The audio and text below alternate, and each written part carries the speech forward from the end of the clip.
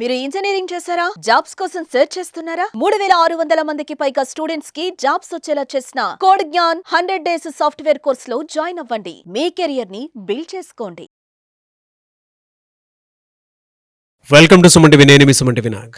According to vedic astrology కనుక మనం చూసుకుంటే హనుమాన్ జయంతి వస్తుంది. ఆ రోజున మేషరాశి వారు ఆ డేని ఏ విధంగా సద్వినియోగం చేసుకోవాలి అనేది ఈరోజు మనతో పాటు వేదిక ఆస్ట్రాలజీ ఉమా గారు ఉన్నారు. అది వారి మాట్లాడి తెలుసుకుందాం. Hello sir. హలో నాగరాజ్ గారు. వేదిక ఆస్ట్రాలజీ ప్రకారం హనుమాన్ జయంతిని మేషరాశి వారు ఏ విధంగా సద్వినియోగం చేసుకోవాలంటారు? తప్పకుండా అండి, చాలా ఇంపార్టెంట్ క్వశ్చన్ అండి ఇది. ఎందుకు అని అంటే చాలామంది మేషరాశి వాళ్ళు ఏలినాడు శని మాకు స్టార్ట్ అయింది కదా, మాకు ఏదైనా అయిపోతుందా, లేకపోతే మమ్మల్ని ఇబ్బంది పెడుతుందా, మా జీవితం ఏంటి, అసలు మా గతి ఏమిటి, మా జాతకం ఎలా ఉంది అనేటువంటి విషయం కోసం చాలా బాధపడుతూ ఉంటారు. అలాంటి వాళ్ళందరికీ కూడా ఏప్రిల్ 12వ తారీఖున మీకు ఒక గొప్ప ఉపశమనం అని చెప్పచ్చండి. ఎందుకు అని అంటే ఆ రోజున పౌర్ణమి శనివారము ఈ యొక్క హనుమాన్ జయంతి అనేటువంటిది వచ్చింది.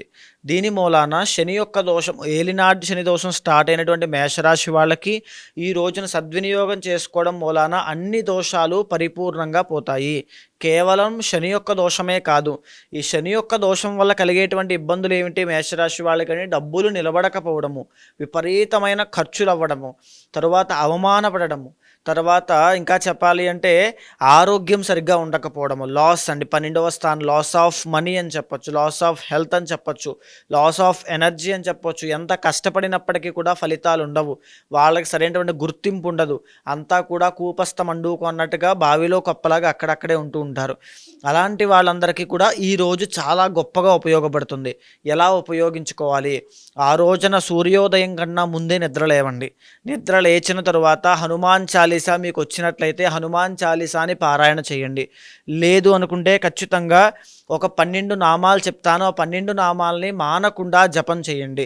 ఎప్పుడైతే 12 నామాలని జపం చేస్తారో ఆపదలున్నా, సమస్యలున్నా, శరీర పీడ ఉన్నా, మానసిక పీడ ఉన్నా, ఏదైనా నెగిటివ్ ఎనర్జీ ఉన్నా, జాతక దోషాలు ఏమైనా ఉన్నా ప్రతినిత్యము ఈ యొక్క మంత్రాన్ని 12 నామములు జపం చేయడం వల్ల అన్ని రకాల దోషాలన్నీ తొలగిపోతాయి. అయితే 12 నామాలు బాగా గుర్తుపెట్టుకోండి. హనుమాన్ అంజనీ సూను, వాయుపుత్రో మహాబలః, రామేష్టః, ఫల్గుణస్సకః, పింగాక్షః, అమిత విక్రమః, ఉదధిక్రమణః, సీతాశోక వినాశకః, లక్ష్మణః ప్రాణదాతా చ, దశగ్రీవస్య దర్పః. ఈ 12 నామాలు చాలా విశేషమైనవండి. ఎంత మహిమాన్వితమైనవంటే ఆల్మోస్ట్ చావు బ్రతుకుల మధ్యలో ఉన్నటువంటి వాళ్ళని కూడా లేపి కూర్చోబెట్టగలిగేంత మహిమాన్వితమైనటువంటివి. దీంతో పాటుగా ఎవరైతే యుద్ధకాండ, రామాయణంలో యుద్ధకాండని ఎవరైనా సరే పారాయణ చేస్తే మేషరాశి వాళ్ళు శని యొక్క దోషము సంపూర్ణంగా పోతుంది. ఒకవేళ మాకు తీవ్రమైనటువంటి ఆపదలు ఉన్నాయి, తీవ్రమైన సమస్యలు ఉన్నాయి, కేవలం దీంతోనే పోతుందా, మేము జపం చేయలేము అనుకుంటే ఆ ఒక్కరోజే పూర్తయిపోయేటట్టుగా సుందరకాండ ఆ రోజు మొత్తము ఇంట్లో పారాయణ చేస్తే ఒక్కరోజులో సుందరకాండ పూర్తయిపోవాలి. అలా చేయగలిగితే ఈ యొక్క శని యొక్క దోషమే కాదు, మీ ఇంటిళ్ళ పాదికి ఉన్నటువంటి దోషాలు, సమస్యలన్నీ కూడా తొలగిపోతాయి. అదేవిధంగా ఈ యొక్క హనుమంతుడికి సంబంధించి మన్యు సూక్తము ఒకటి చెప్పబడింది. ఆ మన్యు సూక్తాన్ని కానీ, రుద్రహవనము కానీ, ఇంట్లో రుద్రహవనము చేసినా, చండీ హోమము చేసినా మన్యు సూక్తముతో పారాయణ బికాస్ ఎందుకనంటే ఆ రోజున పౌర్ణమి అయింది నాగరాజు గారు. అమ్మవారి యొక్క శక్తి, ప్రసన్నమయ్యేటువంటి శక్తి చాలా ఎక్కువగా ఉంటుంది. మహాలక్ష్మీదేవి యొక్క హవనము చేసినా, చండీ హోమము చేసినా ఇంట్లో ఉన్నటువంటి దరిద్రం అంతా కూడా నాశనం అయిపోతుంది. శని యొక్క దోషం కూడా ఆ రోజు ఇంట్లో సుదర్శనము చేయించండి, శని యొక్క దోషాలన్నీ కూడా నాశనం అయిపోతాయి. ఈ రోజున అంటే మనం ఏ రోజున చేసినా ఒక లెక్క అయితే ఈ ఒక్క రోజున సద్వినియోగం చేసుకోవడం ఒక లెక్కగా ఉపయోగపడుతుంది. సో మేషరాశి వాళ్ళు ఎవరైనా సరే ఇంకా మాకు గ్రోత్ కావాలి, మ్యారీడ్ లైఫ్లో ఇబ్బందులు, లేకపోతే ప్రెగ్నెంట్ ఉమెన్ ఉంటారండి, వాళ్ళకి నిలబడుతుందా లేదా అనేటువంటి ఒక భయం ఉంటుంది. బికాస్ జాతకంలో కాలసర్పదోషము, పద్మ అనేటువంటి కాలసర్పదోషం ఉన్న పితృశాపము అనేటువంటి ఒక దోషం ఉన్న సుతక్షయం అనేటువంటి జరుగుతుంది. అంటే సంతానము నిలబడదు. లేదా పుట్టినటువంటి సంతానానికి బాల అరిష్ట దోషం ఉంటే పుట్టిన తర్వాత వాళ్ళకి అంగవైకల్యం రావడం కానీ, విద్యాభివృద్ధి లేకపోవడం కానీ, వ్యసనాలు బారిన పడడం కానీ, పుట్టిన తర్వాతనే వాళ్ళకి మరణం అనేటువంటిది జరగడం కానీ జరుగుతుంది. అలా తరచూ జరుగుతున్నాయంటే ఏదో ఒక స్త్రీ శాపమో లేకపోతే ఈ యొక్క సర్పశాపమో వెంటాడుతూ వస్తోంది అని అర్థము. అలాంటి వాళ్ళు ఎవరైనా ఉంటే సుందరకాండ 3వ సర్గ లంకా విజయము అని పిలువబడేటువంటి 3వ సర్గని పారాయణ చేయండి ఇంట్లో. ఆ రోజున పారాయణ చేయడం వల్ల దాంతో పాటుగా పర్సనల్ చార్ట్ అనేది ఖచ్చితంగా చెక్ చేసుకోవాలి నాగరాజు గారు. ఎందుకనంటే సంతానానికి సంబంధించి ఒక రకమైన ఆస్పెక్ట్ మనం చూసి చెప్పరాదు.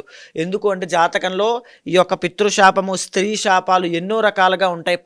పంచమ స్థానంలో రాహుగ్రహ దోషము, పంచమ స్థానంలో పాపగ్రహ దోషాలు, పాపగ్రహ వీక్షణలు ఏవైనా ఉంటే ఆ రోజు దానికి సంబంధించిన శాంతి పూజలు ఆ రోజు ఇంట్లో ఆచరించినా, ఏదైనా దేవతా ఆలయంలో ఆచరించినా శీఘ్రంగా ఇమీడియట్ రిజల్ట్స్ అనేటువంటివి కనబడుతూ ఉంటాయి. చాలామంది వీడియో చూసిన తర్వాత డెఫినెట్గా వాళ్ళకి కావాల్సిన తీరుగా పూజ చేయించుకోవాలి అనుకునేటువంటి వాళ్ళు ఉంటారు. మిమ్మల్ని అప్రోచ్ అవ్వచ్చా? తప్పకుండా అండి. ఎవరైనా సరే అలాంటి వాళ్ళు ఉంటే తప్పకుండా కింద కనిపించినటువంటి కాంటాక్ట్ నెంబర్కి అప్రోచ్ అవ్వండి. కాల్ చేస్తే మా వాళ్ళు పూర్తి డీటెయిల్స్ ఇస్తారు. ఇప్పుడు దాకా మనం మాట్లాడుకునేటువంటి అంశాలన్నీ కూడా గోచార రీత్యా జరిగేటువంటి మార్పులు, తద్వారా వచ్చేటువంటి రెమెడీస్, ఉపశమనానికి సంబంధించినట్టు మనం చెప్పుకున్నాం. కానీ పర్సనల్ చార్ట్ అనేటువంటిది చాలా యూనిక్గా ఉంటుంది. కర్మ మీద ఆధారపడి వస్తుంది. మనం ఏదైతే కర్మ చేస్తామో ఆ కర్మానుసారేణ శని యొక్క దోషం మనల్ని ఇబ్బంది పెడుతూ ఉంటుంది. శని కొంతమందికి ఏమీ ఇబ్బంది పెట్టలేదు, ఎందుకంటే అంత ఇబ్బంది పెట్టింది అంటే శని కర్మకారకుడు. కర్మకారకుడు ఎంటర్ అయినప్పుడు ఎవరి కర్మ ఎంత ఉంటే అంత అనుభవించాల్సి వస్తుంది. ఆ కర్మని నివారణ చేసుకునేటువంటి పద్ధతే ఇలాంటి పుణ్యతిథుల్లో దాన ధర్మములు చేయడము, ఇలాంటి జప, అర్చన, అభిషేక, హోమ, దానాది క్రతువులన్నీ నిర్వహించడము. దానికోసమే, కర్మ ప్రాయశ్చిత్తం కోసమే.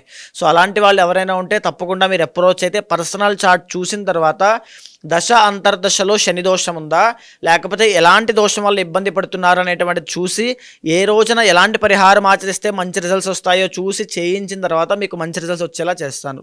ఎనీవేస్ థ్యాంక్ యూ అండి.